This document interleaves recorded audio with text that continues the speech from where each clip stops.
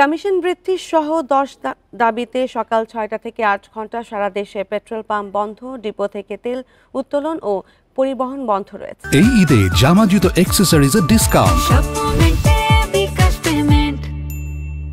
Petrol pump ও tank লরির মালিক ঐক্য পরিষদের ডাকে চলছে এই কর্মসূচি। তাদের বিজ্ঞপ্তিতে শনিবারের মধ্যে তেল বিক্রির কমিশন ন্যূনতম 7% করা, ট্যাঙ্ক লরি চালকদের লাইসেন্স নবায়ন ও নতুন লাইসেন্স সহজ সহ 10 দফা দাবি পূরণের আহ্বান জানানো হয়। দাবি পূরণ না হওয়ায় আজ সকাল 6টা থেকে দুপুর 2টা পর্যন্ত কর্মবিরতি ঘোষণা দেন তারা। এতে সারা দেশে 4,500 পেট্রোল পাম্প, ডিপো থেকে তেল উত্তোলন ও পরিবহন বন্ধ থাকছে।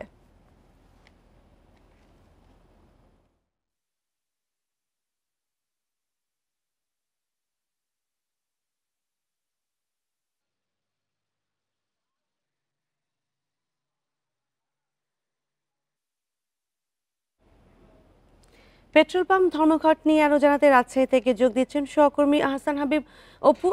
অপু, রাজশাহী পেট্রোল পাম্পগুলোতে ধর্মঘটের কি প্রভাব দেখছেন? ধর্মঘট কি 8 ঘন্টাতেই শেষ হচ্ছে নাকি আরো কোনো কর্মসূচি আসছে?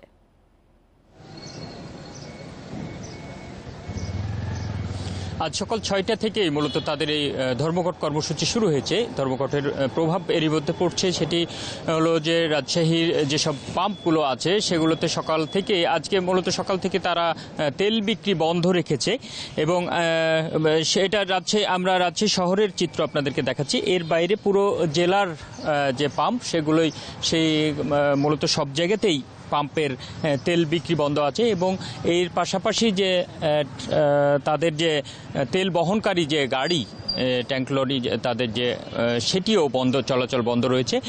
রাজশাহীর পুরো রাজশাহী জেলাতে 50টি পাম্প আছে, তারা সকাল থেকে তাদের তেল বিক্রি বন্ধ রেখেছে। আর যে ট্রাকগুলো, তাদের যে গাড়িগুলো আছে সেই সংখ্যাটা প্রায় 100টি। এই সবগুলোতেই মূলত তাদের এই আজকের যে কর্মসূচি সেটি পালিত হচ্ছে।